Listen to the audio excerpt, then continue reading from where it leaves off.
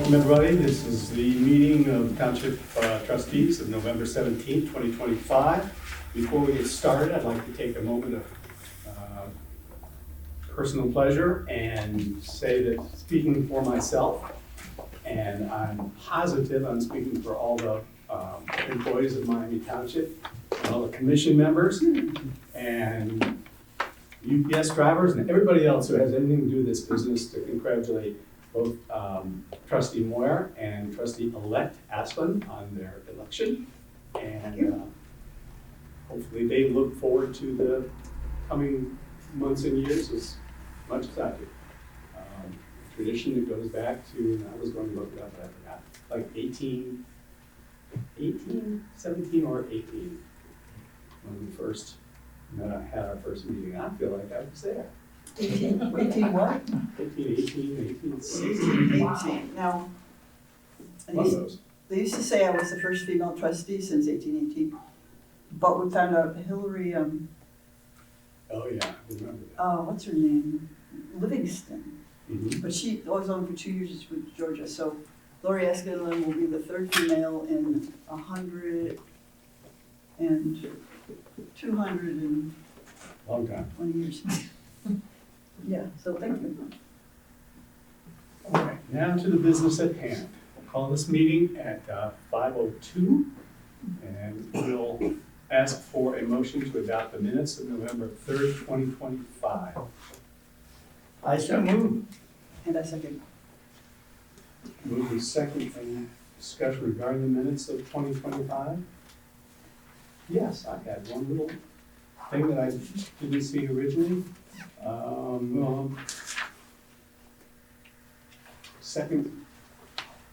First page, on correspondence, it says trustees, that's plural, Moyer, noted reminder from Otarma about the insurance collected.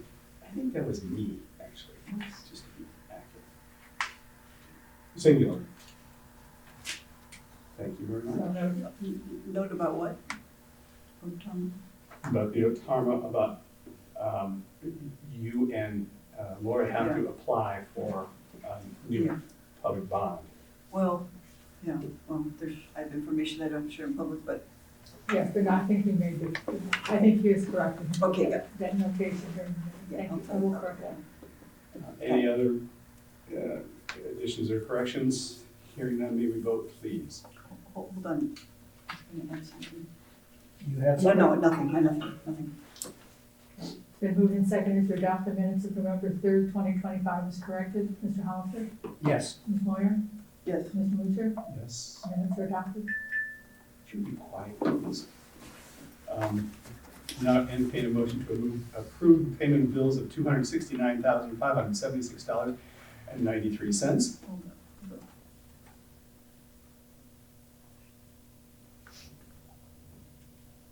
That's a gigantic number. Yes, it is. I so move. Hold on. It Okay, we didn't includes move it. the building fund payment. Oh, right, for okay. last year. Second. All right, general, not yet. Okay. General fund, $59,745.61. Cemetery fund, $3,581.12. Fire fund, $37,412.88.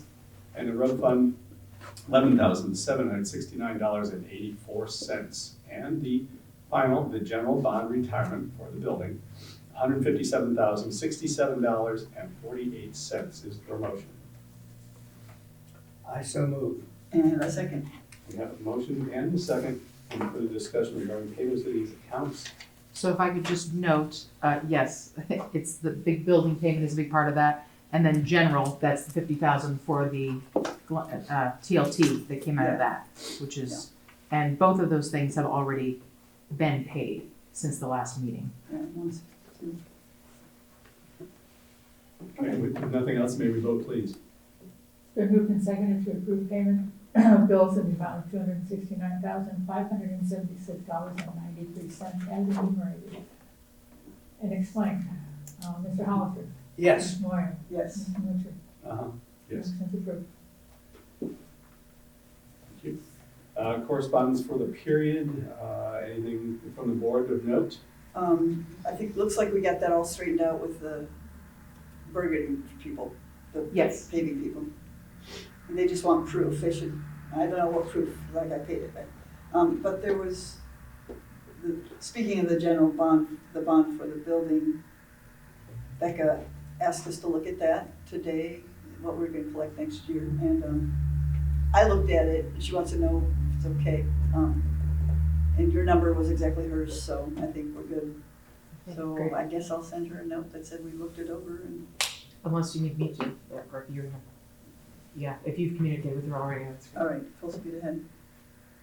And we're not quite done with the auditor drawing down our fund, but we're almost there. Getting there. Nice accomplishment. Anything else? I had one thing, I think it was Friday, I received a request from a lady who works for the Greene County engineer, first name Sam, I don't remember how to pronounce her last name. Scarfo, yeah, I knew there was R's in there. And as part of the Harbison Road grant application, she requested information from us regarding the history of repairs on Harbison Road. Okay. Well, looking at the, I saw 4 stacks or 4 miniatures on your desk. yeah, looking back at the records of road repairs that we have since 2000, there's a lot of pages of road repair that didn't have anything on. But anyway, I identified, what was it, Dan, about a half a dozen repairs that we had over that period of time. And I sent those to her this morning and haven't heard back, either good or bad news as to whether that's what she wanted, but hopefully it is. I think that's all she wanted, I think, was. Yeah. Well, that'd be good, so that wouldn't slow things down. A little bit. I think it said the grantors wanted that info too.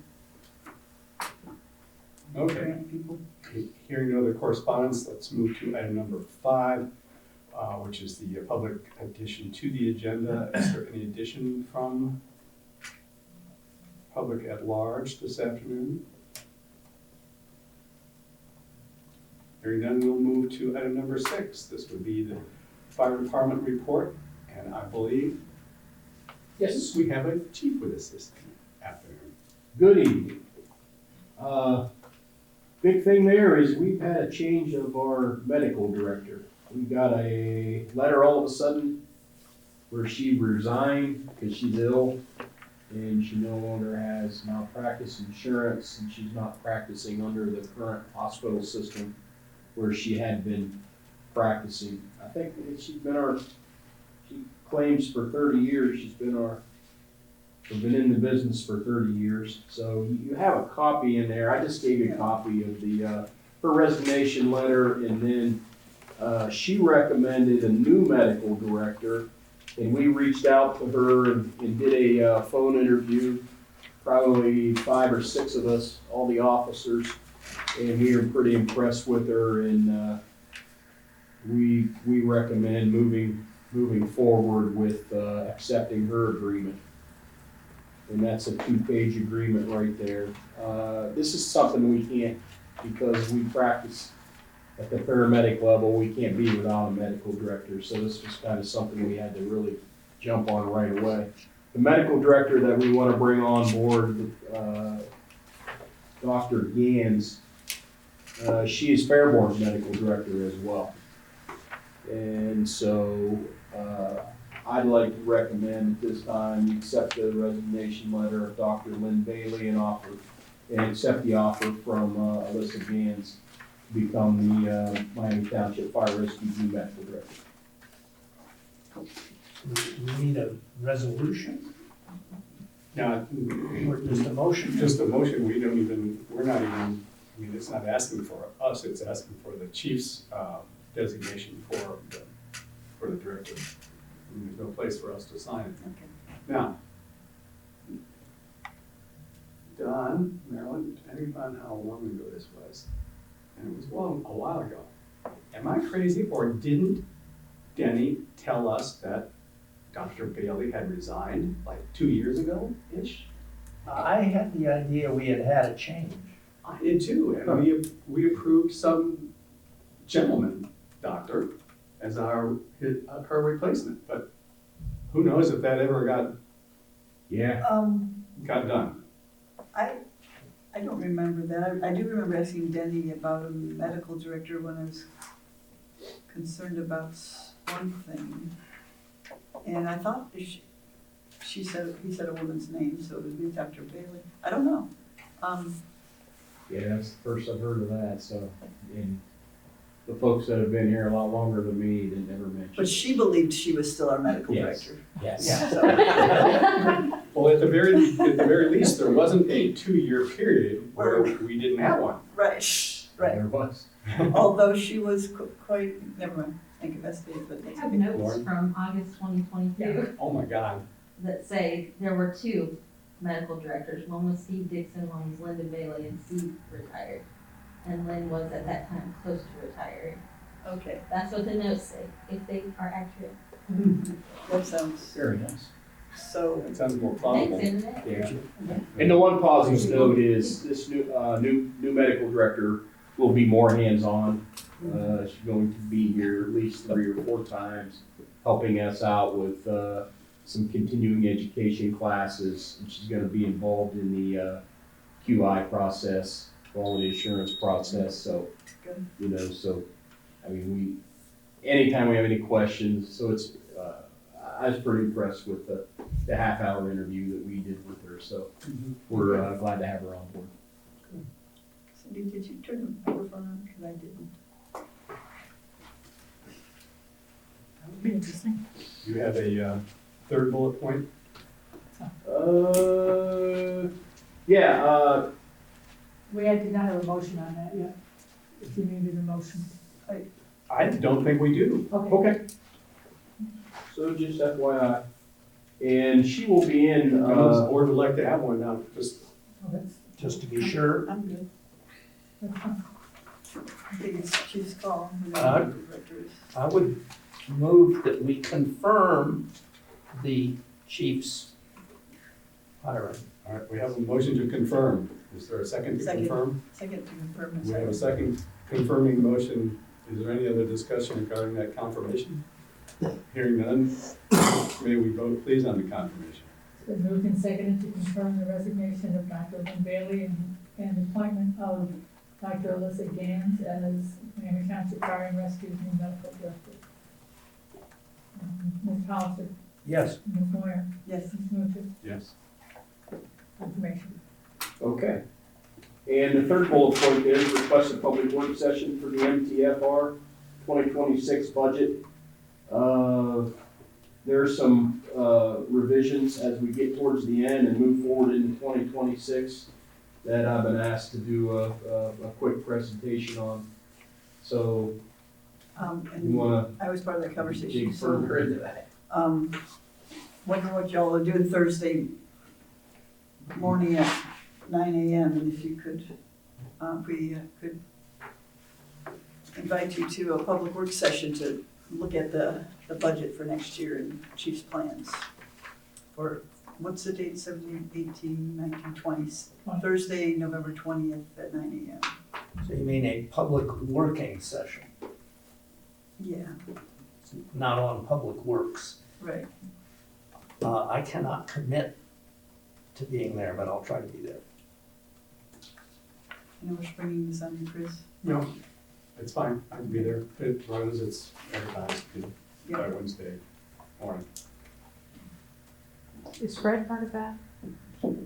Okay, because he asked for some reports that I'm gonna send him tonight, so it's probably for that person. And, what you have here in this sheet, I just gave you some FYI information. So, in November, we have 100% of, all our shifts are covered with at least 3 people and 100% at paramedic coverage, and that's our goal. And, you know, I keep a pretty good watch on that, and, with all the new part-time folks that we have on board, this is working out very good, so it's keeping me from staying overnight 2 nights a week here, so. Our apparatus, proud to say that all of our frontline apparatus are now in good working condition. We have them all caught up from, we had safety inspections done on all of them, and we completed all the recommended repairs on all the frontline pieces. And, they're in good working order at this time, knock on wood. Engine 81 still out of service, and then we're planning on getting to that list in the first quarter of 2026. Tanker 81 is in service, but it does have some minor issues that need to be addressed, and that can wait until 2026.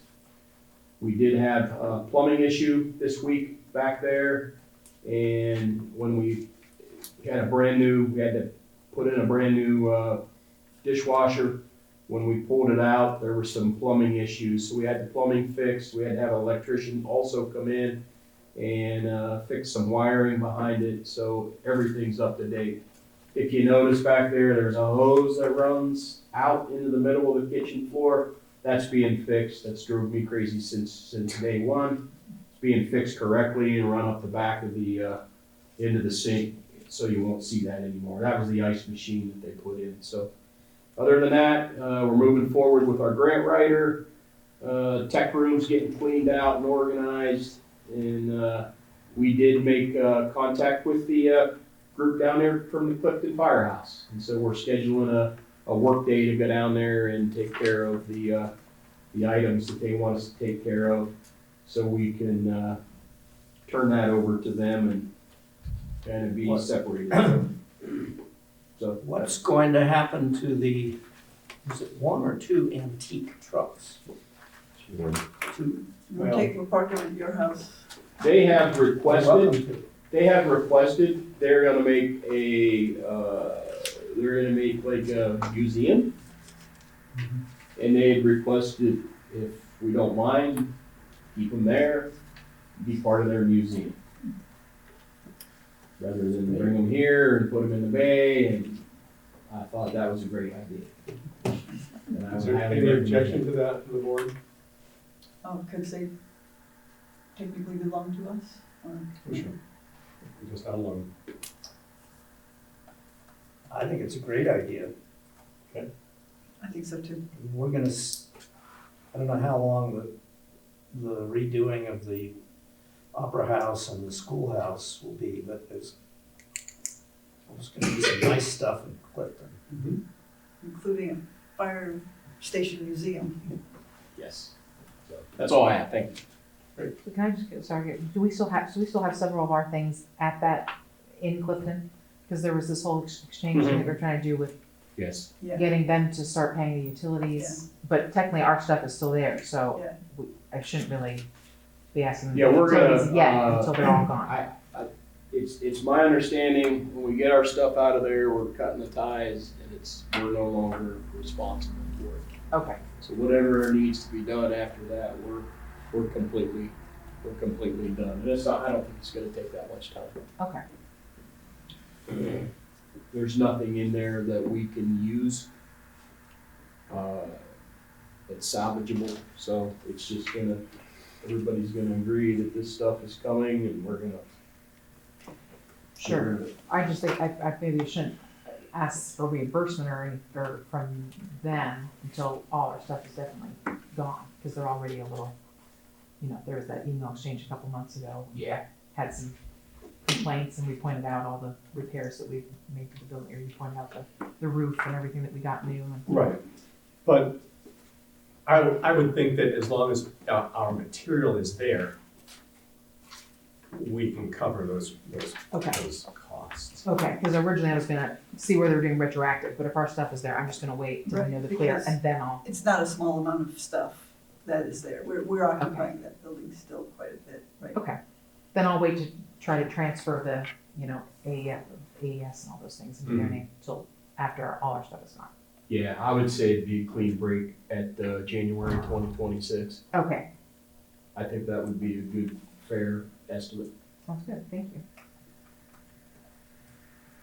You're gonna move fire usually. Yeah. And then several pieces for James Gold. Yeah. Cool. That was good. You have a couple 100 yards.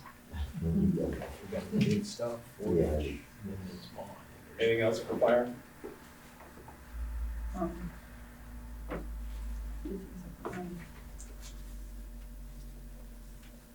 No.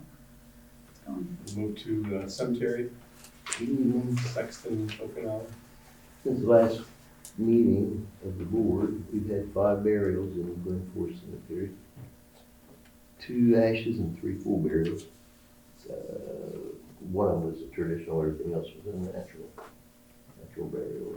The prairie. Yes, 2 in the prairie and some ashes in the prairie. And we've been pouring bases, we've still got 3 to do, we poured 20.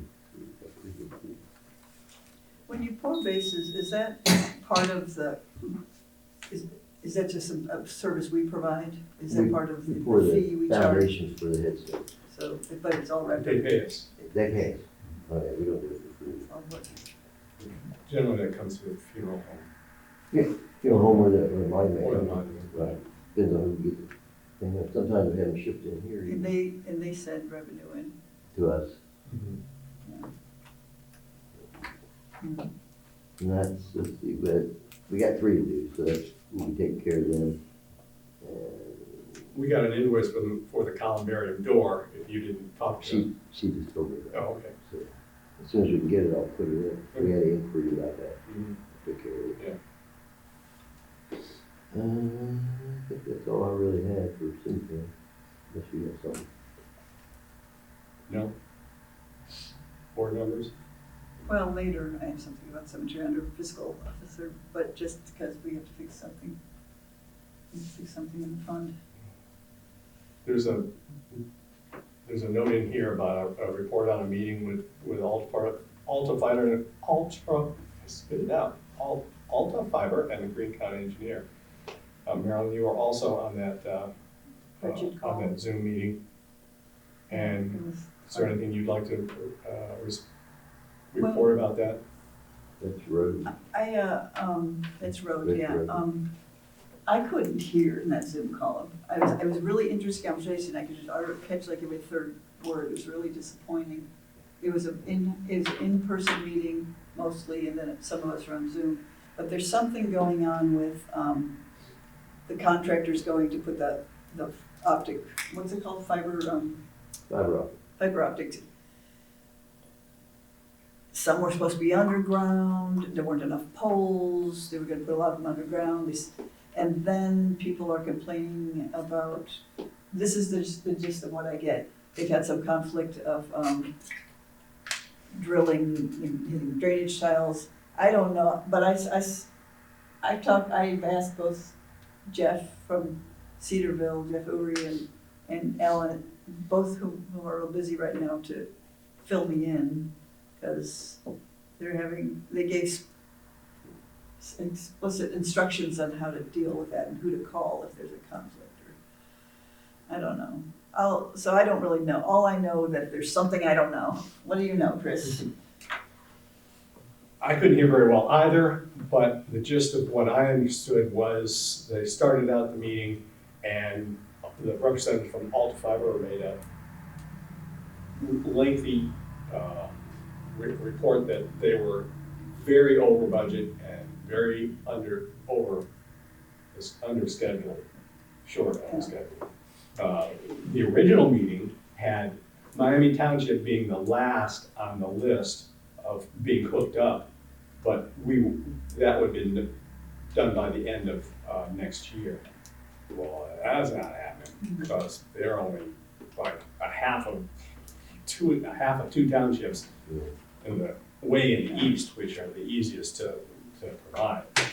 So that went, this was a 2-hour meeting, that went on for about a half an hour, and then roughly, I thought, for about the next hour and a half, representatives from the 2 townships that they're working in grilled the Alta Fiber people about what Marion was talking about, was, going through the farm fields and not telling the property owners that they were putting the poles in there, or all of those different things, and cutting through culverts and stuff. And of course, they were CYA to the max, Alta Fiber was in the state, you know, we don't step a foot on anybody's property without having all the permits, you know, completed and presented, and everybody knows what everybody else is doing, and then as soon as it gets back to the audience at hand, somebody from New Jasper Township or Silver Creek or wherever these were says, well, you know, my next door neighbor just had some cement truck sitting in his yard for a week. So was kind of productive for some people, but maybe not so much for others. So sounds like I got a little bit of time to figure out what's going on, and I think it'd be great for our zoning inspector to interact with the contractors. To see When the time comes. I would think sometime in 2029. I'll put that down. Okay, put that in. I'll find out what the issue is. The good part about being last is that the other people will have That would all work out by that have it time. worked out. Then yes, I accept. Last. Anything else for roads?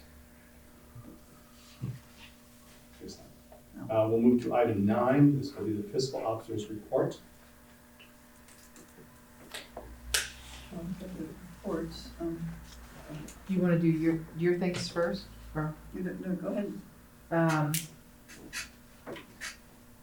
Okay, yeah, so you were on reports yesterday. I need to certify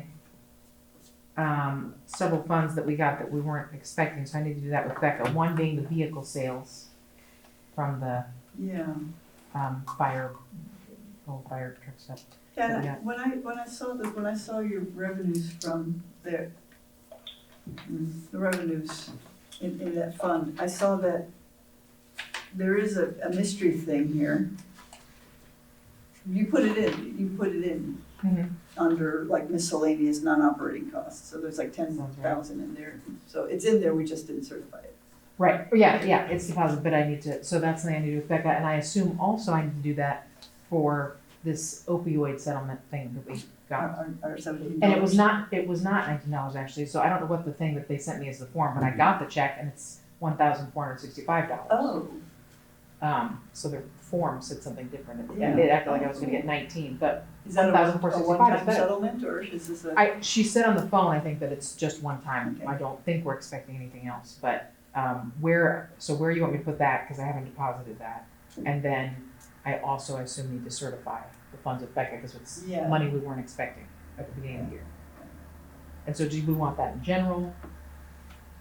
I would recommend it goes to some portion of EMS. Okay, They don't. yeah, I mean, it could just go into, for that matter, you know, to be used for salaries, because those are the people who we're gonna pay to attend to any opioid issues that might come up. okay. So put that in 2191, 8-1. 2281, okay. And you could also, I mean, I don't know, they said it had, when I read about it, it said, make sure it's put toward that purpose. I don't know if you have to prove that or anything, but, I mean, there's nothing you need that pertains to opioid. No, we get plenty of stuff that we need for those. Yeah, so Pretty readily available. I guess it'd be, you could put it into, rescue, that would be, Okay, so 2281 EMS is, okay. Lifetime supply of Narcan. how long you live. And then, so we were just talking right before the meeting, so I didn't have this, but I think we're gonna need to add some more funds to 2042, because I know we're running pretty Okay, low, might as well talk about that now. and we have some Yeah. coming down the pike that need to be paid. Can we all look at 2042? Okay. So. Cindy was coding a credit card bill, and we see we got 1,300 more. What fund are we looking at? Cemetery fund, 2042. It's unfortunately goes over 2 pages, like, so, and there's some things I don't understand. Well, you could see contracting, we're maxed out. And And operating supplies, it looks like we're maxed out, but I'm not sure we have all our reserve for encumbrances operating right. I don't understand them. When you look at that 410, 420 line, Chris, what's that doing? It says we spent 10,000, we appropriate 10,000, we spend 10,900, but yet we're only 80%. Without seeing a printout of what's been spent, I couldn't tell you exactly. About what's been spent, oh yeah, if something's reserved for encumbrance, you have to, yeah, that's what I'm talking about, those revenue. Ledgers. Revenue, the Ledgers. appropriation ledgers, yeah. Okay. So,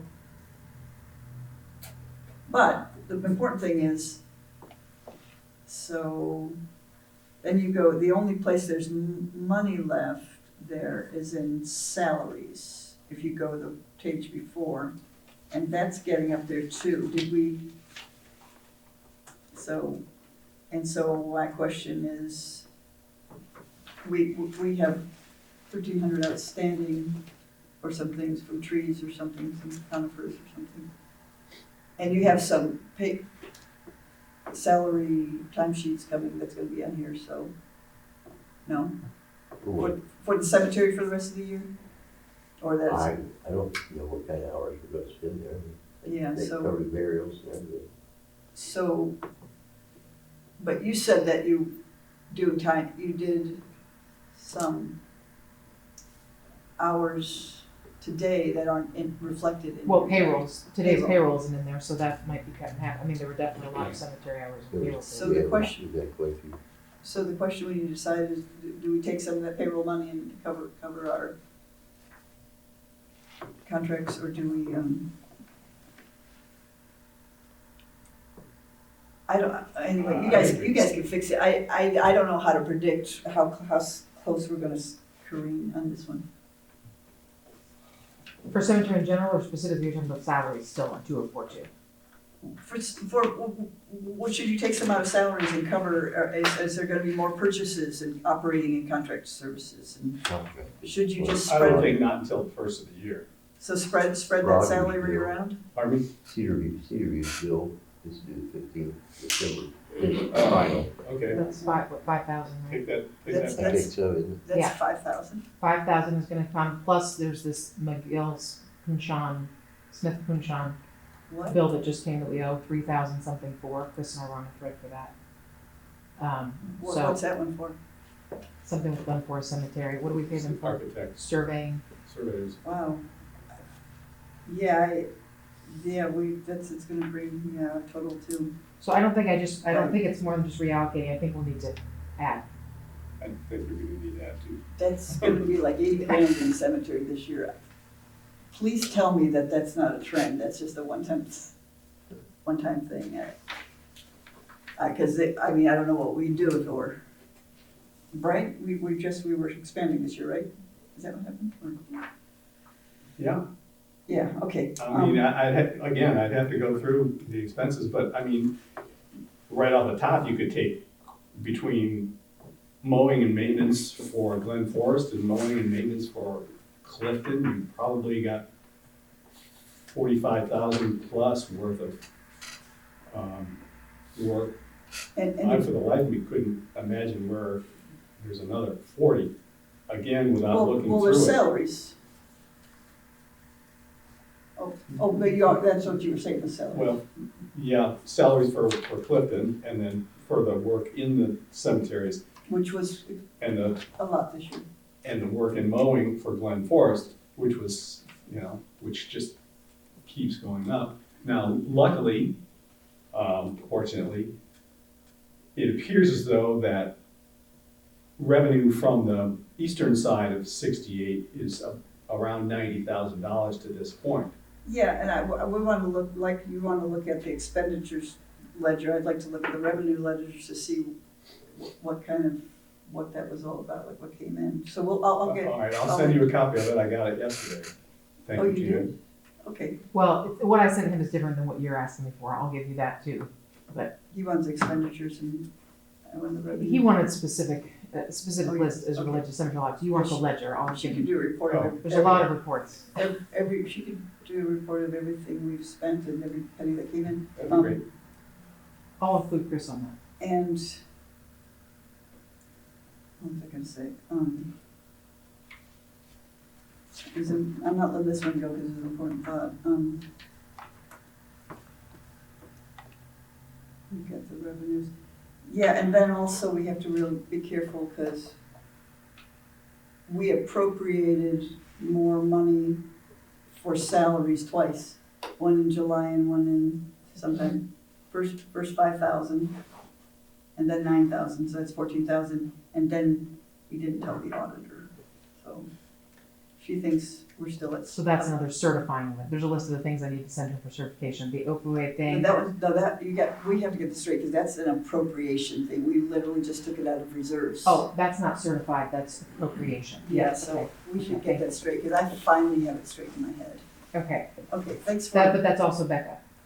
thanks for, going through that with us. I don't know when else I could talk to you guys, and I just, we had been, the auditor had gotten us 1 year for over appropriating the cemetery, and, we don't wanna do it again. We don't wanna know where we are. Okay, there's that. And the second thing I have, I don't know.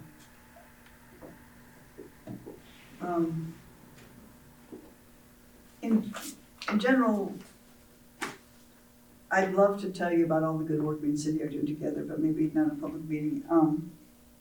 Just making sure that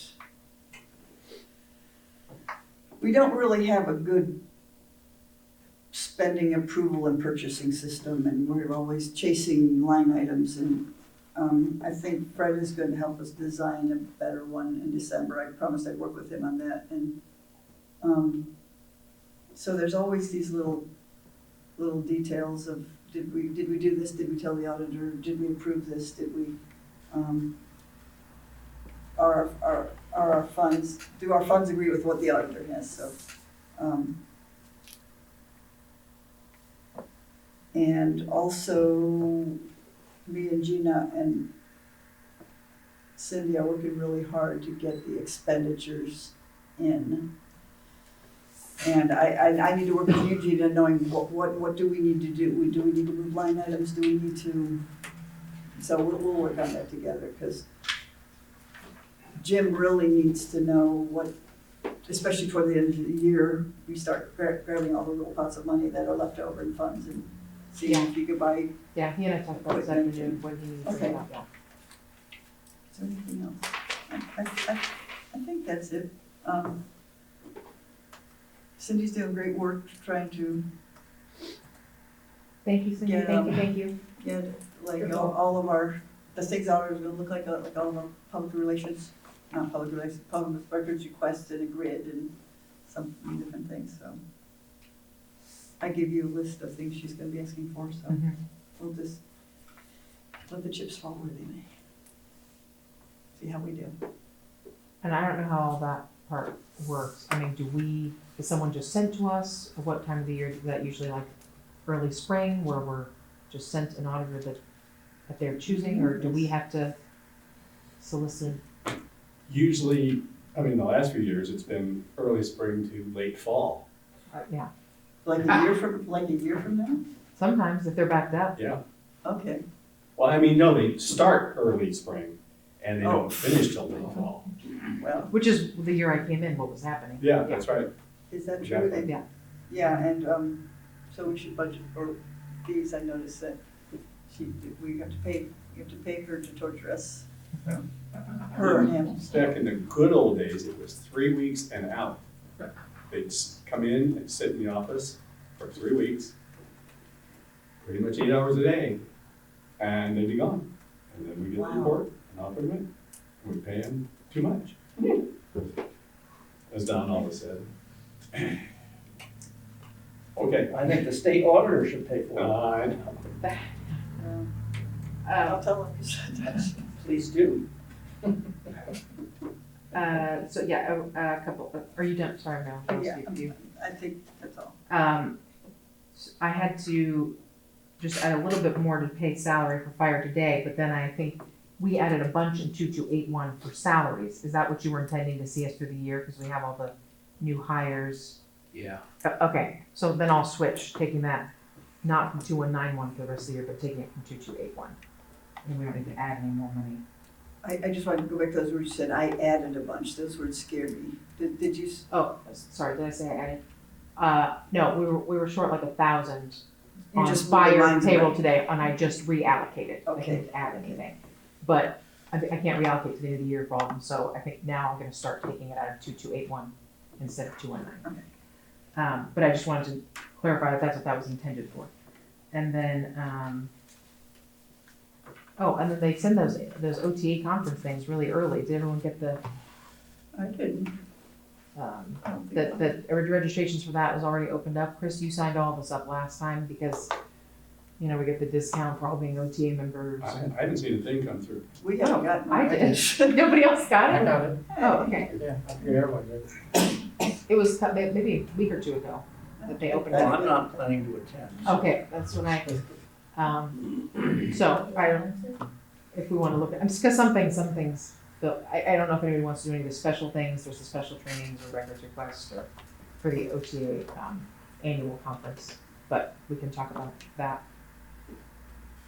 Cause some things go up, so we might wanna do it sooner rather than later and include Lori if she's. Well, since we have,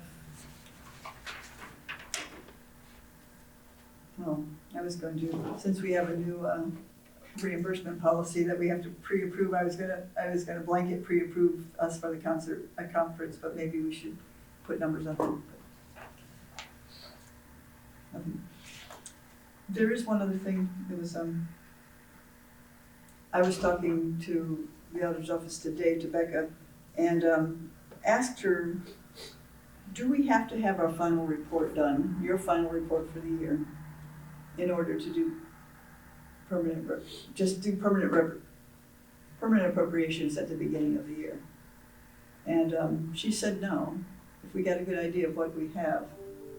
And Chris, I asked her, she said about 65% of the clients, of people in Greene County just do permanent appropriations January 1st. And about 35 to 40% of them do temporary appropriations and then permanent.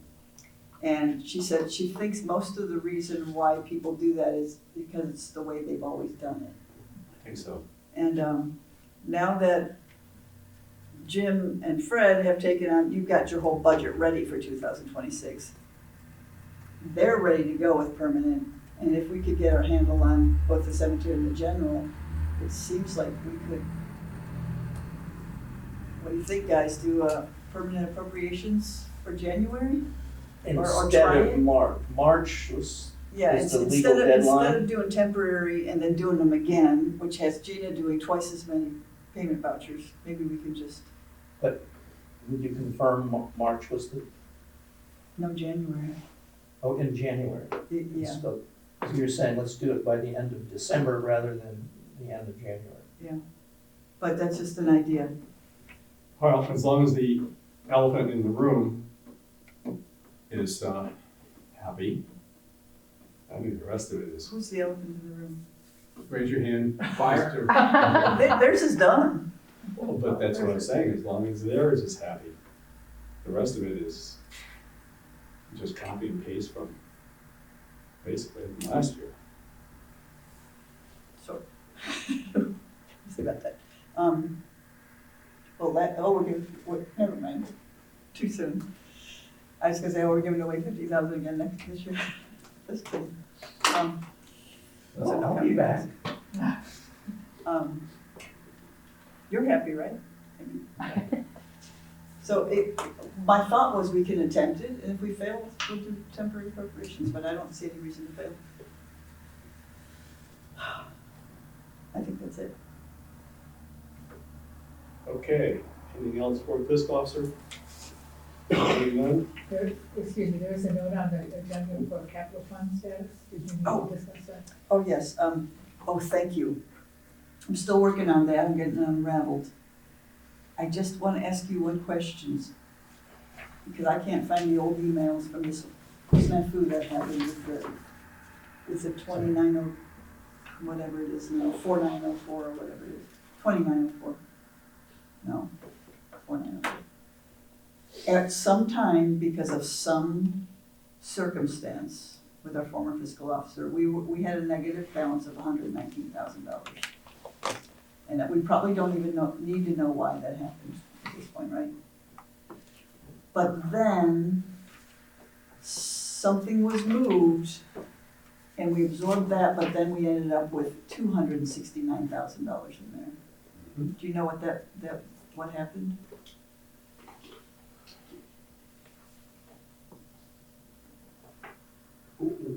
The original fund was misappropriated, and so it went into a negative situation. When we had to give it back. And then we had a pot of money from the sale of the old firehouse that we didn't,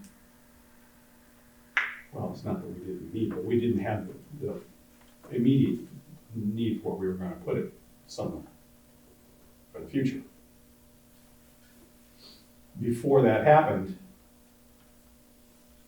the fiscal officer thought it would be a good idea to bring that deficit fund back up to at least zero, which is what she did. But you put the whole thing in there? She put the whole thing in there, which then brought that up to the 260, whatever it was, which was locked in there.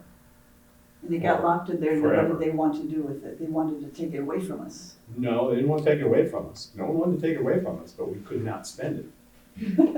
Never, ever.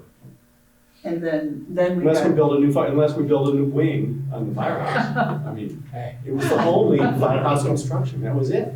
it could only be used for firehouse instruction. Oh my God, you don't know how long I've been trying to figure this out. Been wanting the chief's apartment. Well, we could have Little mother-in-law a sixth bay. So and then we got a fancy lawyer to unlock it for us. And he put it into, well, we should have put it in 4904. Okay, now I got it. That's all I needed to know. Yeah, And after would we you- got the determination from the tax commissioner, that we could move that money into a real usable fund, that responsibility went to the fiscal officer. I was out of it at that point. Yeah, I and wasn't gonna make any capital funds of my own or any of that stuff, so what she did with it, yeah, and I think we worked it out there now that we know. Would you characterize that 269 as originally general fund money? Yeah, it There was doesn't really matter. there was a discussion at the time that it was from the old firehouse. So was the old firehouse money generated from fire taxes? Or was it general fund taxes that built that building? Or it was just people showed up and built it. It was built in 3 sections, and the property was acquired in 3 different sections also. There's no record. I mean, I didn't look back into the 50s, Yeah. 57, I think is when it was started, but as to where the money came from, Yeah. so. But we did add 66,000 from the general fund. Right. But the decision at that time, a few years ago, was that the money came from the fire department sale and should be going back to the fire department. Now, it got a little bit out of whack because when we bought the property that this is sitting on from Wright State for the cheap price that I negotiated with Wright State of $375,000, when we originally were asking them to gift the property to us, that changed over a short period of time. Anyway, be that as it may.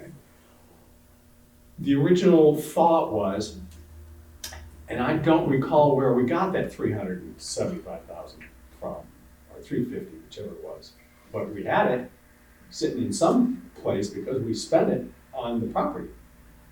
With the thought perhaps of when we sold the building, because that was prior to the building going for sale, when we sold the building, that would then go back to the general fund to kind of equal out what we spent on that.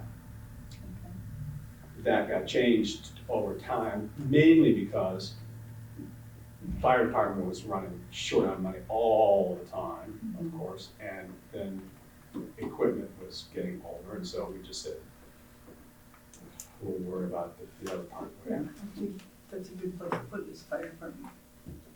Thanks. I finally, I mean, this has bothered me, you don't know how many years.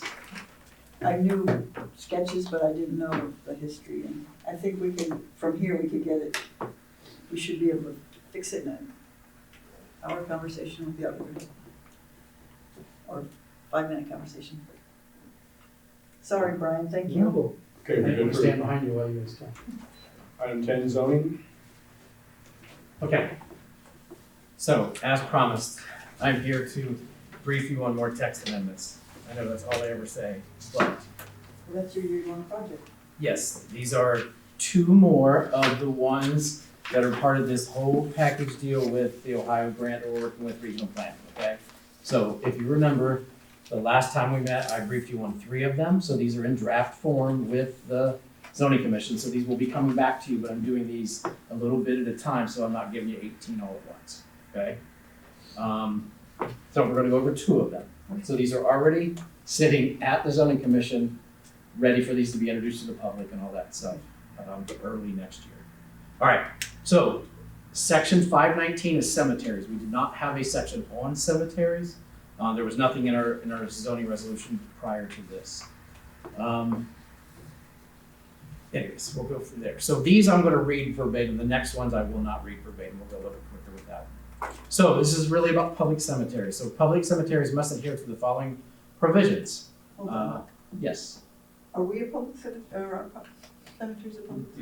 yes.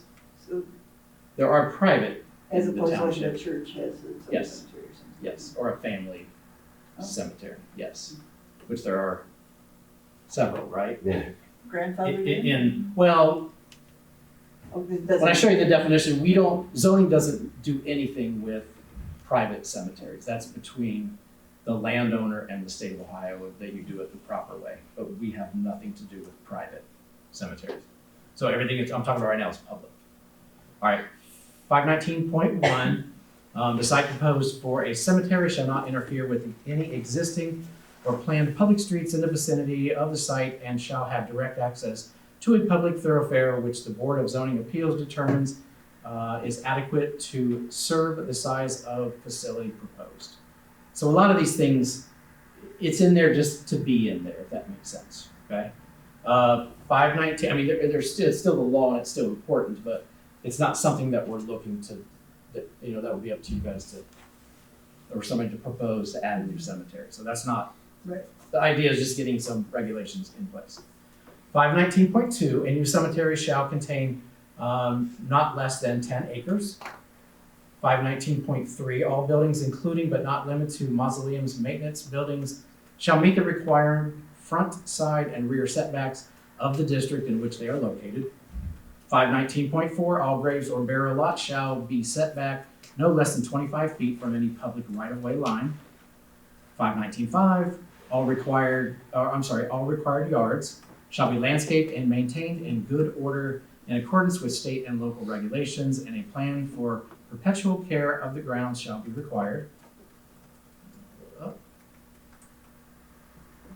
519.6, family cemeteries are exempt from section 519, this section, of the zoning resolution and are regulated by the Ohio Revised Code, section 4767, which has nothing to do with zoning. This section of the Miami Township zoning resolution confers no regulatory powers to Miami Township regarding family cemeteries. So can you go down? Yeah. Go back up. Go back up, yeah. Uh-huh. Okay, couple of things. Yep. How many acres is our eastern cemetery? 6. The first section is 6. So, The back 2 sections are 3 each, This is a, oh, okay, so that's but they were 9, not that's 12. acquired at the same time. So. the question is gonna be why did you stop at 10 acres? No, why can't it be less than 10 acres? A lot of this was a joint effort between us and regional planning, and that was one of the regulations that she found that generally state oversees it as being. So we added it as a Is regulation. the west side over 10 acres? Under 10? Well, after half a dozen sections, I mean, the old part, the original part was maybe 3 acres. Dan, I don't think it's that big. The Old part, old part of the cemetery? Huh? Old part of Yeah. it? Three. I'm gonna guess probably 4, but. 3, 4. And then there was another one, and then another one, and another one, small, very small parts. But they were all sections of a cemetery, so that would not fall under this 10-acre business, which I would not support, but Yeah. I couldn't imagine, I mean, by the time we have a new cemetery, it's probably gonna be on the moon, so Yeah, we'll probably get more than 10 acres if we have to go that far. The moon. So you said that the standard statewide seems to be 10? This is, I'm gonna follow up and I will get you a better answer for this one. I just know this was one that Michelle from Regional Planning threw into this section and we all went, okay, that sounds fair. I just can't remember never heard offhand. A 10-acre number. Okay. Because I'll do statewide, that. I mean, there are over 1,000 townships, and we're one of the larger ones. So I can imagine that some townships would never, ever need 10 acres. Gotcha. I'll follow up. I'll get back to you. And then, so, although these are maintenance shall require setback, all required yards shall be landscaped and maintained in good order in accordance with the local regulation. Perpetual care of the ground shall be required. Could we be in violation of our own zoning if we didn't take care of our cemetery? Well, we just take care of our own cemetery. We don't have to be in violation of anything. Policing ourselves? Okay. I guess we police us. There are minimum Ohio standards in the state of Ohio for maintaining Okay, cemetery. okay. We don't offer Don't tell me they require mowing a prairie. No, they do not. Okay, any other questions about that one? Yes?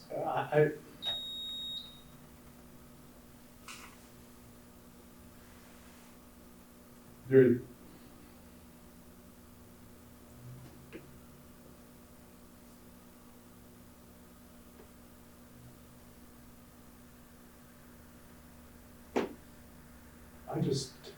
you've got the line in there about state and local regulations, fine, but preparing a plan for perpetual care is just, I just can't imagine how that would happen.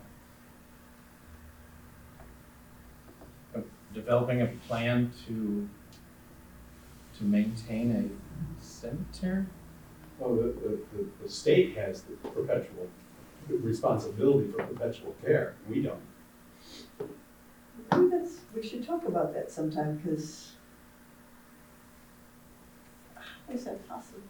Keep in mind, perpetual care only begins when there are no graves that can be sold anymore in the whole cemetery. So your perpetual care plan would probably not go into effect the way things are now for 50 years.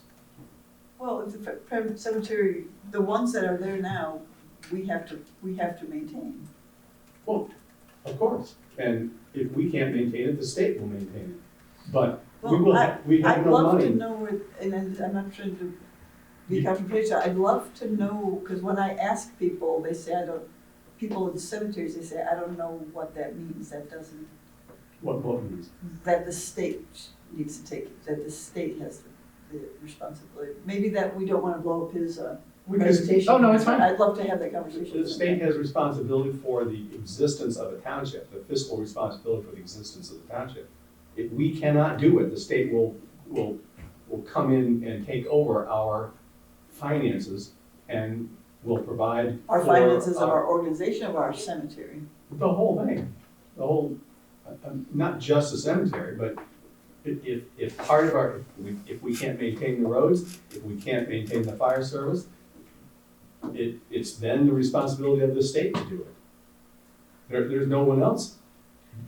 We are a subdivision of the state of Ohio, But not we subdivision of the still have the county. responsibility to have a management plan physically and financially for our cemetery, right? We're not gonna say, oh, we're just gonna let it go until the state takes us, because they take us all, the whole township over. Well, we have that same responsibility for fire and EMS service, and we do that by providing with levies for the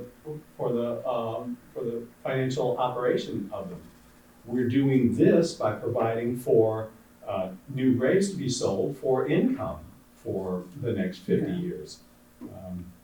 Yeah, I mean, when we first took cemetery over, there was zero income, all intents and purposes. I mean, it was just virtually no sales.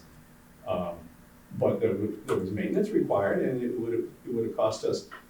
Plus, keep in mind, we have to pay for Clifton's maintenance also. I mean, we don't pay all of it, but the amount of money that Clifton generates from grave sales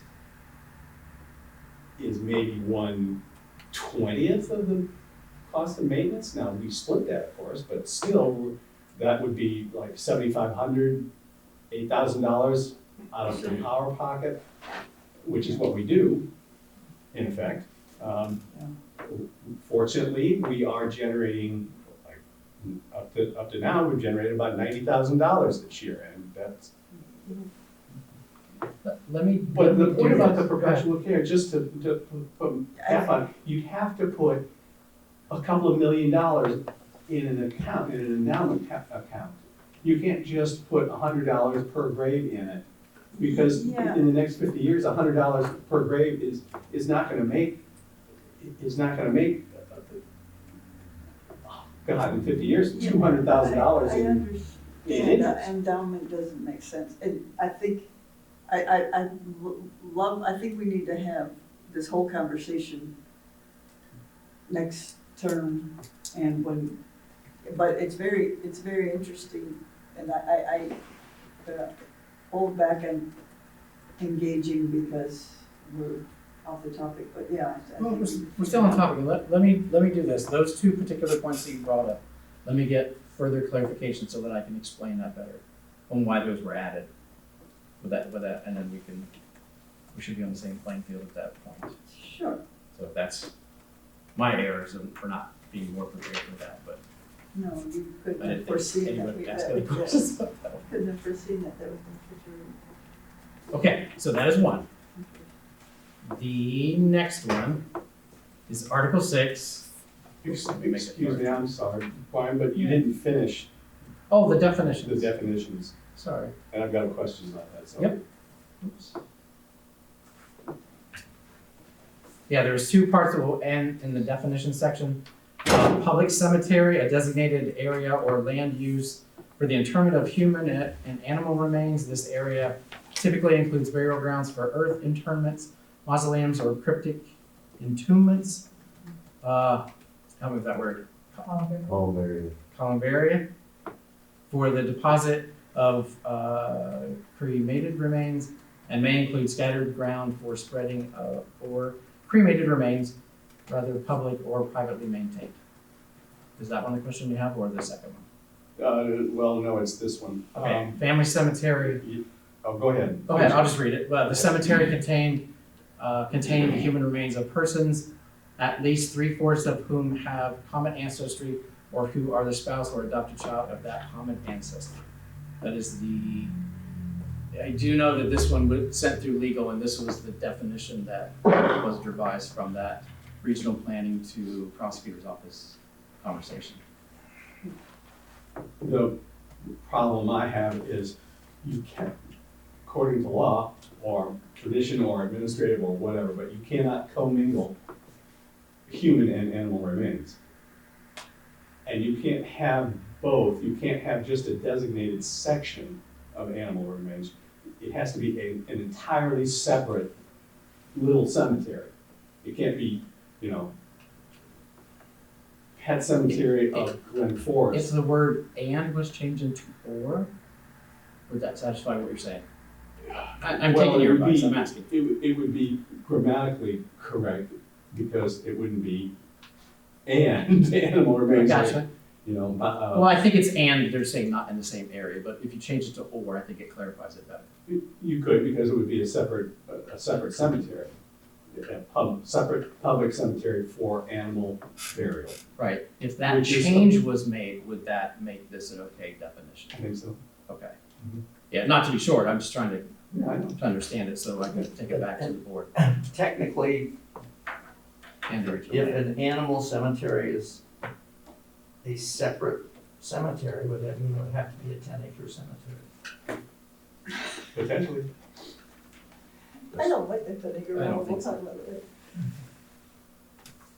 And, boy, we're putting you through a ringer tonight, but No, you're not. the family cemetery is a narrow definition of family.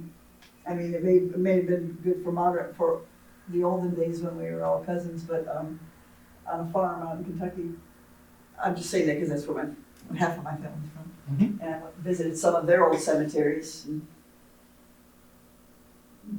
why must we constrict it? Could we not imagine? Well, I think we're only defining it just to show the difference that a public Oh, we're not saying cemetery. you can't, Yeah, you can't. we only define it so that you can say what we're not, if that makes sense. Okay, We're only for public, we don't do anything for okay, private. cool. Then Yeah, so good. even if that definition is slightly skewed, it still won't change Yeah, the fact that if it's a private cemetery, we're doing nothing with it from a zoning perspective. got it. You got it. Okay. I'm ready for your off-street parking ones. If you guys want to keep getting on. No one ever has any opinions about off-street parking. Okay.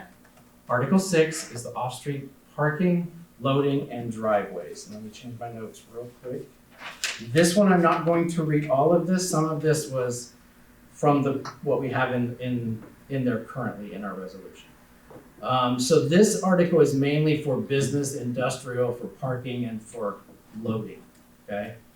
So section 601 are general requirements.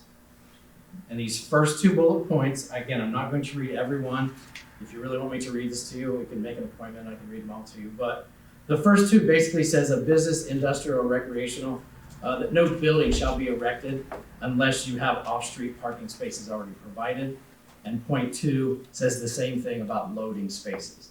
So think about businesses. Another part of this that I'm reading through this a little bit quicker is because we have 2 businesses in our district. We have the Yellow Springs Motel and we had Xylem. And that's literally all that we have in our business district. So a lot of this with parking spaces really is not, it needs to be in your resolution in case you grow that way and we choose to go that route. But really it's not used a whole lot in our township. All right, point 3, a parking and loading plan shall not be required for single-family residential use. All other land uses shall submit a parking and loading plan to the zoning administrator as part of the application for a zoning permit. The parking and loading plan shall show A through H, all of those right through there.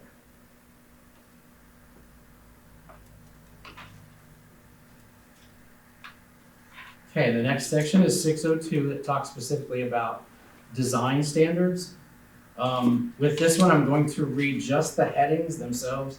Our current resolution did address most of these topics, but they're really in a discombobulated order. So basically, this talks about space dimensions, and there'll be a chart that if someone was to put in a business and it needed a parking lot or industry that needed parking, this is generally a design that can be used. And then each one of these bullet points, I'm not going to read each one of these. Please ask me questions if you have them. But it involves access, paving, drainage, barriers, screening, access to required trash can containment areas, other uses required within required parking areas, landscaping, visibility, marketing, maintenance, lighting, separation from right-of-way signs, joint use of facilities, and collective parking areas.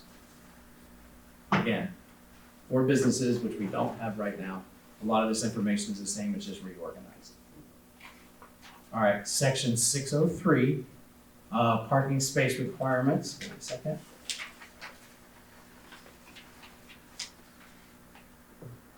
All right, so our current resolution has required parking spaces by business type. So what our current resolution right now says is like, if you have a bowling alley, you have to have this many parking spots. If you have a barber shop, you gotta have this many. A lot of outdated things. So regional planning was a big part of this. For residential, is just stating like a single family or a two family, they need to have 2 units for parking. Most people have that covered with a driveway. You know, you just can't have off-street parking. So you have a driveway or you have a garage that will hold 2 vehicles, or potentially, or 1 vehicle, whatever the case may be. So it shows for an apartment, a mobile home, a boarding home, and house, which we don't have in our district or in our township. And then the other one is non-residential. So the number of on-site parking spaces required for all uses not listed in 603.1 shall be determined by the Board of Zoning Appeals. So basically, they start with a formula of 1 parking space for every 1.5 persons, and the BZA determines how large your parking area has to be. So instead of saying, hey, I want to build a bowling alley, we're going to accept someone to build a bowling alley, instead of telling them you got to have 40 parking spots because you're this big, it's let the BZA look at it and analyze where they're doing and where they think their business is coming in and determine how many parking spaces they're getting. It's just a better way to do it than how we've done it before. Any questions about that? Loading requirements, just about as boring. So loading, if you think about a business or industry, they bring in trucks, they have to unload equipment or ship out equipment. That's what the loading is all about. Just want to highlight a couple things in this one without reading it verbatim. But in any district connected with every building or part thereof, enacted having a gross floor area of 10,000 square feet or more, which we don't. I mean, Island does, but they've already built their parking area. It goes into how to break that down, and you can at least offer offload loading space plus 1 additional loading space for each additional 20,000 square feet. Again, this is stuff to have in your resolution. Nobody looks at it because we don't normally use it, but it's there when we need to use it and reference it. The one thing that I suggested adding, which we did not have at all, is driveway access requirements. We did not have this in our resolution before. Currently, we don't have it. It's in a couple of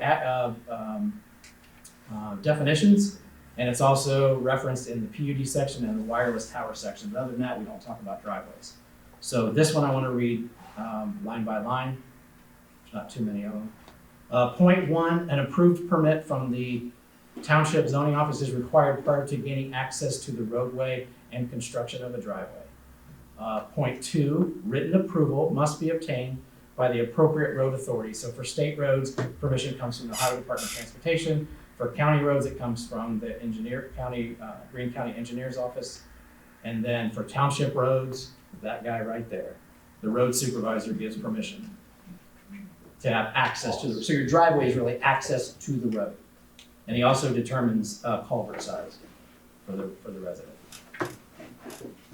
All right, point 3, for driveways connected to township roads, the township road supervisor will determine if a culvert is required and what size culvert is to be used. The driveway shall be installed to the satisfaction of the road supervisor. Under point 4, no driveway shall be located within 10 feet of any property line. 2 or more identical uses may jointly provide and share in a shared driveway that abuts or crosses a shared boundary line, provided that the shared use arrangement and access easements are provided for within the deeds or other recorded written legal documents and approved by the Board of Zoning Appeals. So the Board of Zoning Appeals will be involved in that if they're going to share. And that is it. That is it. Let me address them first. Any questions, trustees? And so where we are in the process is saying things, but this isn't there'll be a public hearing with you guys, and we'll go to them. Yep. Yep. With us. Yep, this is just getting ahead. This isn't a normal process. Well, for me to review it is, but not, Yeah. yeah. This is not followed by a, will you enact this? Will you pass a resolution to enact this at this point? But there will be a point when you're asked to do about 17 or 18 of these. Yeah. That's why I review them ahead of time. And I make notes on anything that you had questions about to readdress. Okay, it's a great process. Yeah, it's weird. It's a weird way to do it, but it's also a good, and it's gonna save us a lot of time. Yeah. And if we weren't a good 20 years behind of catching up on certain things, we wouldn't have to do as much of this, but this is a good time to do it. Yes, excellent. Chris, do you mind if Fred has a question? Absolutely not. Fred? 605.2, Say it one more time. 605.2. Uh-huh. can I see it? Written approval must be obtained by the appropriate road authority. Couldn't it be written approval must be obtained from the appropriate road authority? Otherwise, you're requiring the road authority to get the approval. No, they have to go to the road, they have to go to them and get approval. From. Written approval must be obtained by, From. I see what you're saying. From is my request or Yep. my suggestion, that's all. Nope, I'm with you, I like it better. Why didn't you say that at the meeting that, you were at the zoning commission meeting when we approved this one? I have missed a couple, so. All right, that is what, This is your .2? second time seeing this, right? Yeah, Fred's pretty faithful, he's usually at them.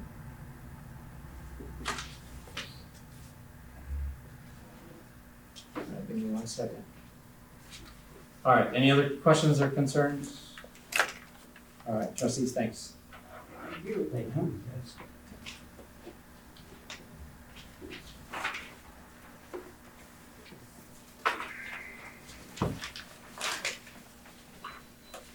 Last item on that list is a requested second resolution authorizing administration for junk vehicles. Cindy, do we have a current next 2025-33. 33? Thank you. Okay, I will present Resolution 2025-33, reads whereas Board of Trustees of Miami Township have been given the authority from Ohio Revised Code 505-871 junk vehicles, and whereas the definition of junk vehicles as it pertains to this resolution will be as following: vehicles that meet, there's a T that's missing, put it in right there, meet the following conditions: 3 model years or older, apparently inoperable, or 3 extensive damage. Whereas Ohio Revised Code 505-87 with A, authorize the Board of Trustees to assign the Township Administrative Staff to carry out these tasks to remediate any violations issued under this code. Therefore, be it resolved that the Board of Trustees of Miami Township do hereby appoint and authorize Miami Township Zoning Administrator, Mr. Brian Lucas, to assist with administrative tasks associated with this type of violation. This resolution presented to the Board of Trustees at the regularly scheduled public meeting held on November 18th, 17th, 17th, 2025. Is there a motion to approve this resolution? I so move. I'll second. I have a motion and a second. Any further discussion regarding this resolution? Hearing none, maybe vote please. Oh, Fred had a. Oh, I'm sorry. May I Uh, speak to this? well, why not? Does this mean that each time you get a new zoning administrator, I see you will the need same to thing. reassign? I had the same question. Yeah. Yes. I mean, if that's what it, Yes, that's fine. Theoretically. thank you. You That wanna, same thing. you wanna change that then? Amend it with an I edit? mean, it's your choice, because it's, I'm asking you guys to do it, but I think the whole concept is making us legal, and I think specifically stating my name Having a is a smart person thing. Okay. Actually had designated, not just, I think, yeah, we kind of went over that the last time, but I think that clarifies it a little bit. I think, but I felt the same way Fred did initially, I was like, oh, I have to redo this. Okay. No further discussion, may we vote please? It's been moved and seconded to adopt resolution 2025-33, the administration of ORC 505.871, handling of junk vehicles. Ms. Moyer? Yes. Mr. Hollister? Yes. Mr. Boucher? Yes. The resolution is adopted. Item number 11, standing committee reports, MVRPC. Yes, I was there, and, most interesting thing, there was a special presentation, and Brian had just talked to us about this, of becoming an age-friendly community. It's a thing, it's like becoming a wild habitat community, so I like And- the parallel. Wow, it's habitat. similar, you do a census, you know, do a survey of what the needs might be.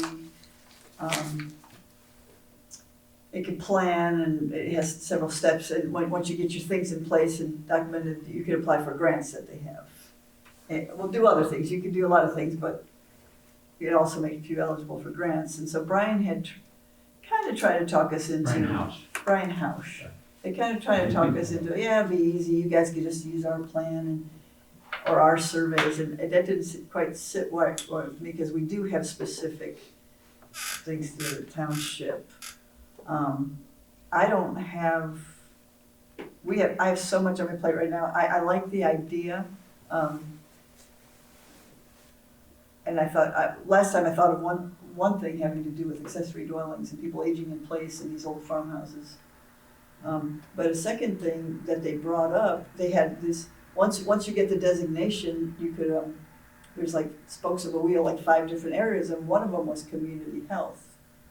And that caught my eye because we now have a person on our staff who's very into community paramedics, and we've talked about this something, and so I thought, there could be grant money available for like something like that. So just putting it out there. I don't know if any new trustee would want to pursue that, or any old trustee would want to pursue that, but I would be interested in volunteering further. I've had brief contact with Tony Dosick, who's on the village. oh, on their committee. Yeah, so And it's, so that's basically what the meeting was about. And AARP has done a lot of, and they sort of launched this apparently, Okay. I don't know, 5 years ago or something. And I sent today a link to videos that they've, sort of background information about the general concepts. You sent them to us? Yep, trustees. That's all I have to report on that meeting. Next, we've had a regional planning, coordinating commission, met last month. One of the briefest ones they had, it was just 4 that had budget items that had to be cleared up before the end of the year. And that was taken care of in the executive session, and the full commission meeting was postponed. There will be both meetings, one tomorrow and one the following Tuesday, so I will report on that next time. Clifton Union Cemetery. Nothing to report. I have something that, because I talked to Linda Parsons every once in a while. We really, I don't know, need to recognize her somehow, because she has done a lot of work. I don't know, I don't think the fiscal officer is required to be the treasurer for that. It just so happened our fiscal officer, our previous one was. There was a whole lot to untangle there, and she's still untangling it, and I believe she's under audit now herself. So she's going to. I wasn't aware of Or it's something I about would to call start. personally under audit. No, she's not under audit. They're conducting the audit of the. It's been sort of stretched out. Okay, I don't know that we've gotten final approval. but I just want to recognize maybe some other way we could recognize, because she's a stickler. She wasn't willing to just say, yeah, we've gotten away with that before, or why change it? She goes after every little detail and gets everything straight and sets boundaries and guidelines. And, She comes into the office, our files are here, yeah, she has the key and yeah, she uses my computer. and holds the board accountable for spending and things like that, anyway, she's quietly gone to extraordinary lengths for us to do a lot of repair on the finances in the Clifton Cemetery, and I agree, it's a great idea. Please keep in mind that her position is solely under the authority and the pleasure of the Clifton Cemetery Board. Yes. Okay, so she doesn't really, And we, We cannot by law put any, I mean, if we wanted to give her a bonus or something, that would be up to the cemetery board. That's Okay. not something this board could do. like a gift card or something. Right. she does get it as the clerk, I think maybe is the official title. She does get a stipend of Oh, I $1,000 didn't know a that, year. okay. And is, while we're on this, do we own the Clifton Cemetery? Like, Do we own the Clifton Cemetery? I mean, do we own a part of it, or what's our No, we do not. relationship? The Clifton Cemetery Board owns it. So what, There's a state, yeah, this might be this, another. we should not go into this right now. Yeah, okay, but But that's a there- great meeting sometime. A union cemetery is a statutory category. Okay, I could read There are about that. 3, I believe, in the state of Ohio. Oh, cool. And I I know think that we're the oldest. if you've ever thought of Miami Township look like an anvil, the pointy part of the anvil just goes and That's true. captures Yep. Clifton Cemetery, and that's why we have involvement. Yeah. Yeah. I heard an old wives' tale that there was a politician who lived there and wanted to be included in a district, and that's why it's shaped that way, but maybe that's just, That's true, I can tell that story later. But and so now we're stuck with. So there are the 2 Cemetery. townships, Add those to the next. Miami Township in Greene County and Yeah, okay. Greene Township and Clark County that share the costs and appoint the board. Okay. And, okay, I'm done. That's all I'm saying. Yellow Springs Development Corporation. Oh, nothing new going on there. Okay.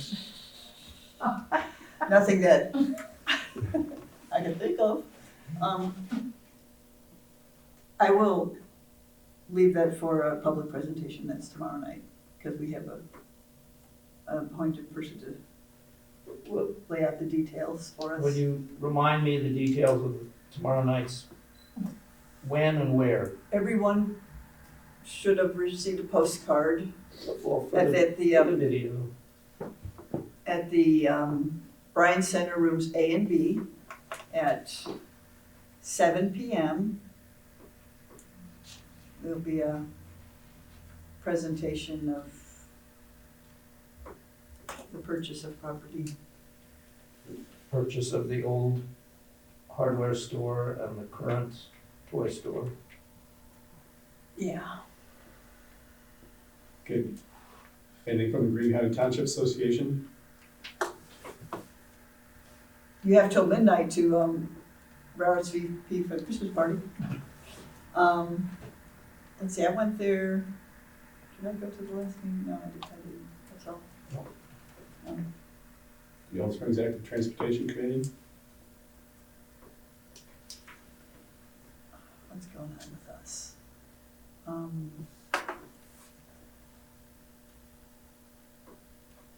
Besides short street surveys and preparing for the next round of grants for the community and sidewalk improvement and crossing improvement and things, that's about it. That's our snail work of applying for grants and things. I don't think there's anything else on our agenda now. Item 12 is new business. Says there's a thing for a report on the meeting with a state senator, a state representative, and a representative from the Ohio Township Association. And my name's in parentheses, although Trustee Moore was also at the meeting, so I don't know how I got, You put it on the requested it to be agenda. on the Yeah, agenda. that's right.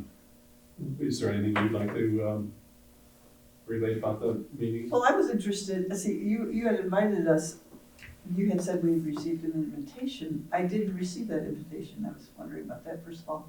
Well, the invitation was to me, and I was to extend it to the Okay, got other it. members of the And, board. and I didn't know who was putting it on, it was the Xenia Board of Trustees were Mhm. having, I guess you'd call it a special meeting or a work session, where they invited 3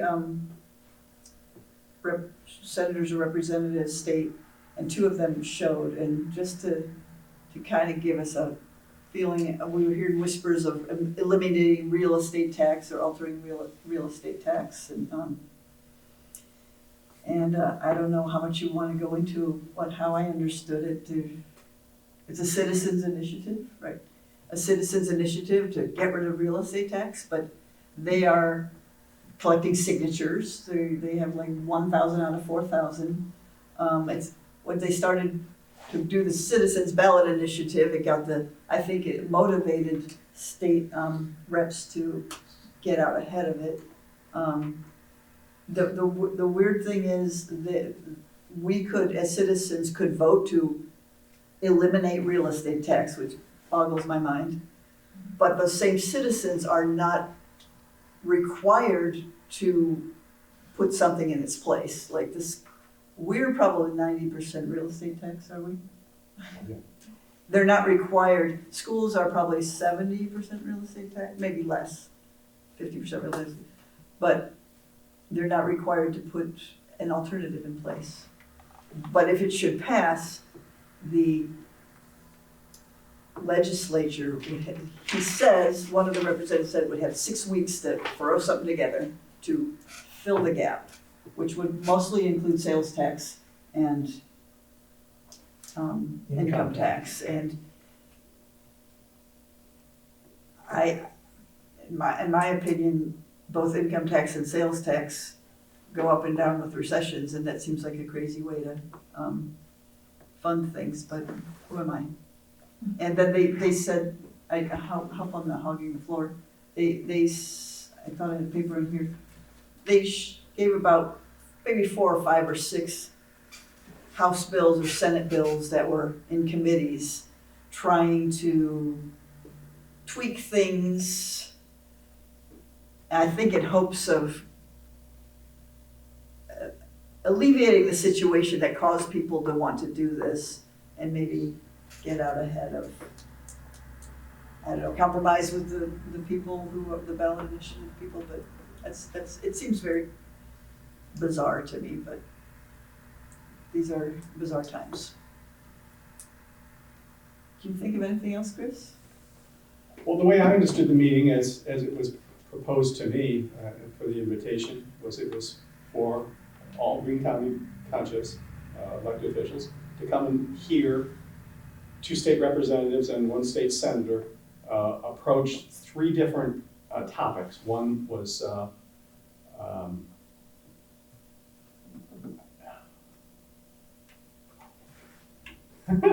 one was how best the state could share their resources, their financial resources with townships. That was a tough one to get their head around. The second one was, for the life of me, I can't remember the second one. The third one was the property tax. They went through the first 2 in about 5 minutes. The third one was, took the rest of the meeting. It was an interesting meeting. There were, I think, 3, 4, 5, I think there were potentially 6 people on the dais. There were 5 people in the audience. It was not that well attended. I think there were more than 5. Well, there were a couple that came and went, But but the ones that actually stayed were short people. But as Marilyn said, it was a conversation of frustration of everybody on the dais, everybody in the audience. It was, okay, here's the deal. Potential property tax being eliminated by the electorate. Who would not want to go to the ballot and say, okay, no more property tax, yes or no? Yeah, sure. On the other hand, where do you make up for this? Where does this, as Marilyn would say? And there were no ideas. There really were no workable ideas because the income tax idea and the sales tax idea, which are really the only 2 out there, all the representatives said that's just a non-starter. There's just no way in the world that the legislature would jack up the income tax to 20%. The state of Ohio would, there wouldn't be 4 people living in the state, after about 6 months. Or the sales tax, well, everybody would drive to Indiana, or everybody would drive to Pennsylvania, or everybody would go to Kentucky and buy whatever they wanted, because they wouldn't pay, a 25% Yeah. sales tax Well, on, they drive to Indiana to get a car, not necessarily well, it, toilet paper, unless they live on the border. the, Yeah, if they live the on the border. projected amounts of what would have to be collected in order to cover this stuff is in the 20% range on both of those, 20% income tax, 20% sales tax, to potentially even cover the minimum amount of what would be lost. So they've got a real conundrum ahead. Yeah, So who knows? I know that the citizens group, hope to have 4,000, was it 40? It's 400, I believe.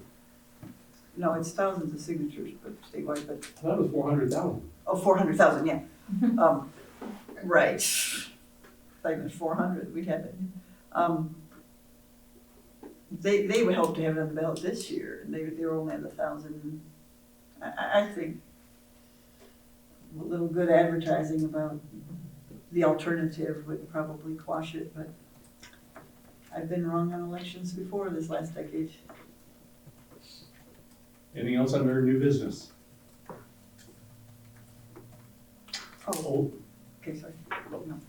shall we go to old business? Sure. Okay, we have a presentation for a revised public records policy. No presentation. I sent it to you guys. It's not much different than the last one I sent. Wait, I've got my two policies mixed up.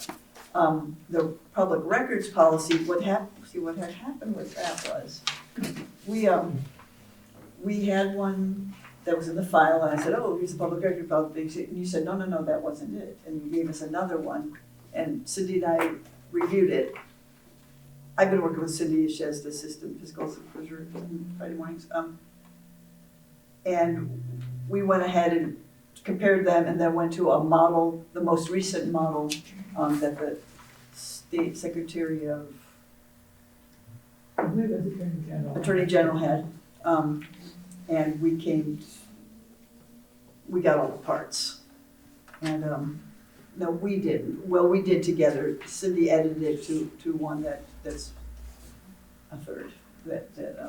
It's a lot like the one you had, the second one you had, Chris. It adds, our actual designated custodian of records, which would be the township fiscal officer.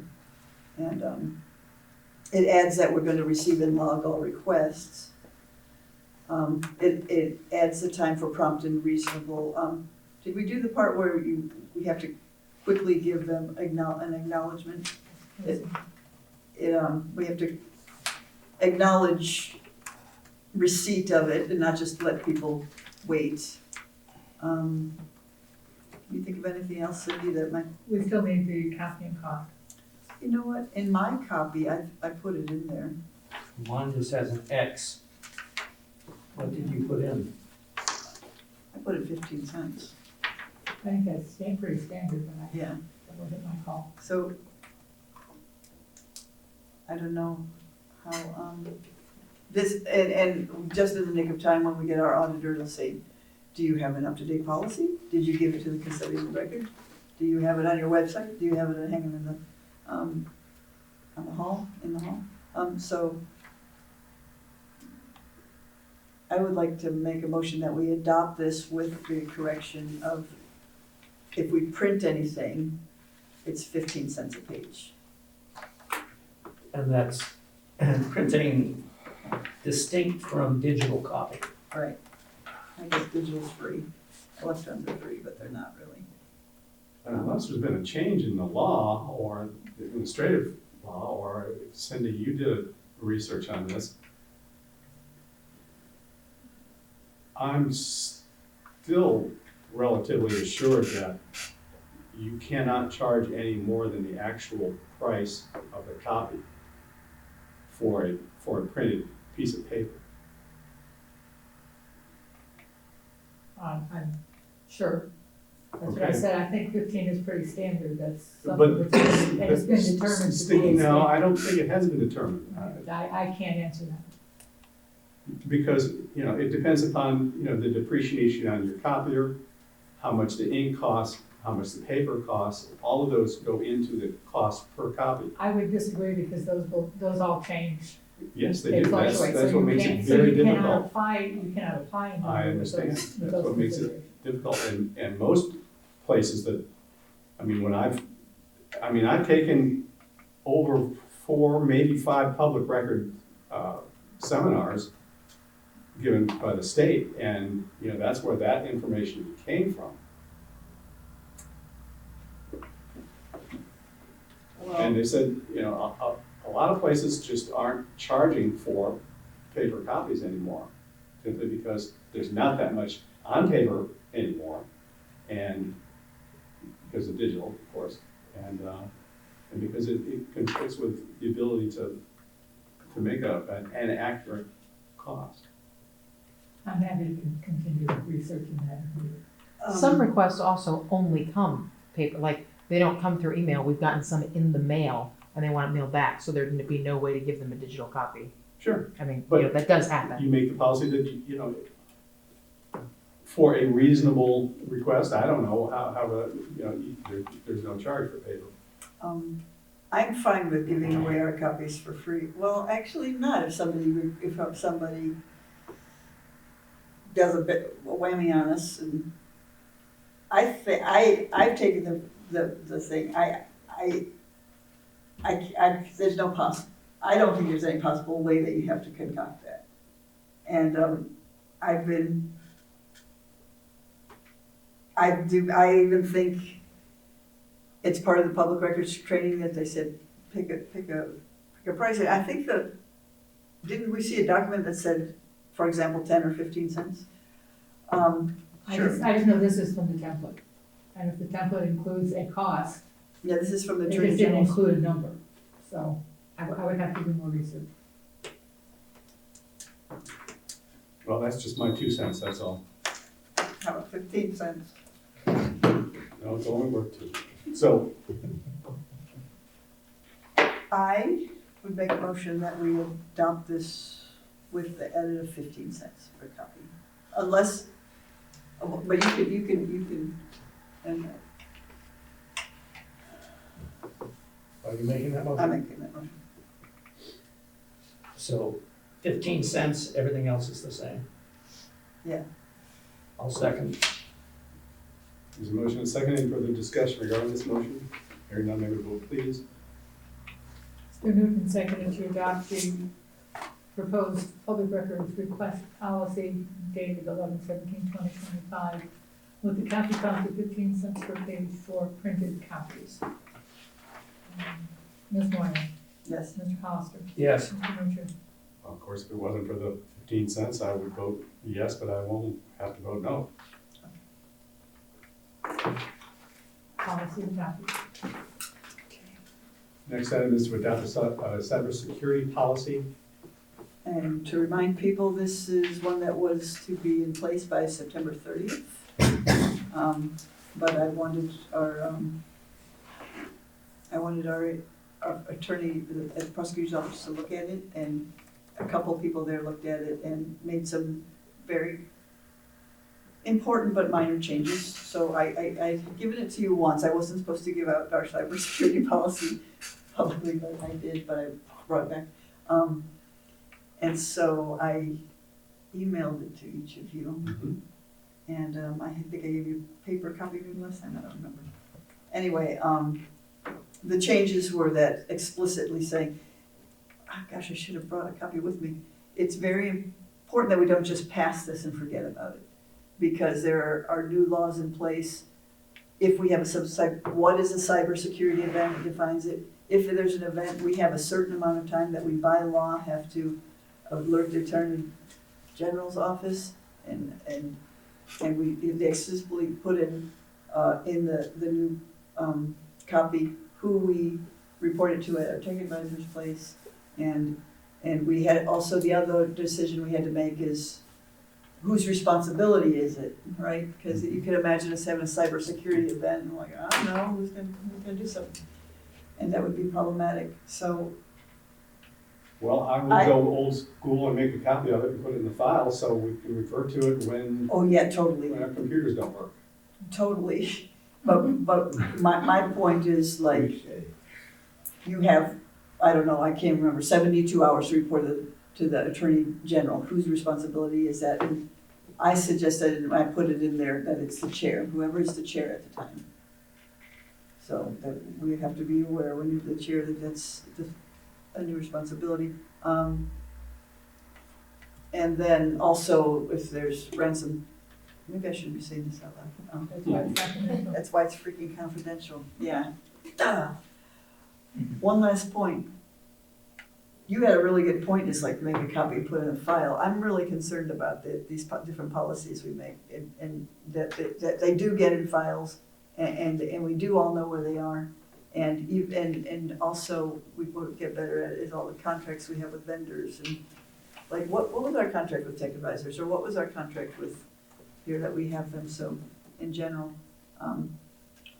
we have lots of room for improvement and things. I thought I had one more point, but I think that's it. The policy, as I received it earlier, looked good. What you emailed, I couldn't open. It was secure, and I couldn't figure out how to do their process. It was weird. But Yeah. based on the paper copy I'd already read Okay. and your verbal description of the changes, I would support it. Security. And I want to emphasize, and Brian Brevender didn't know this, our attorney, that there's a lot of things that go with this, and townships have until July of 26.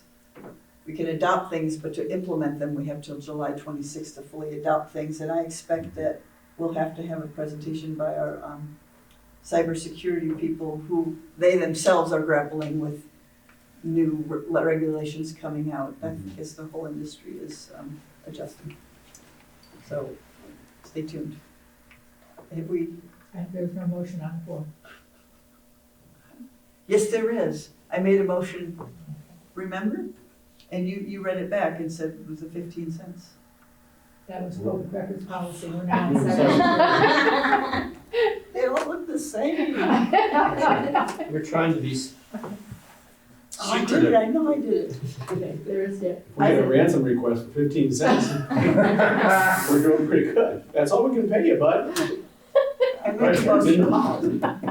make a motion that we adopt the public, No, the cybersecurity incident report policy. We have a motion, we have a second. right. I second that. We have a motion to add a second. Any further discussion regarding this motion? Hearing none, may we vote, please? So moved and seconded to adopt the cybersecurity incident policy presented as confidential to the trustees by trustee Moyer. Ms. Moyer? Yes. Mr. Hollister? Yes. Mr. Mutcher? Yes. Policy is adopted. Any other new business this evening? Hearing none, I'd entertain a motion to adjourn. We'll be adjourned by acclamation. Thank you, everyone, for coming.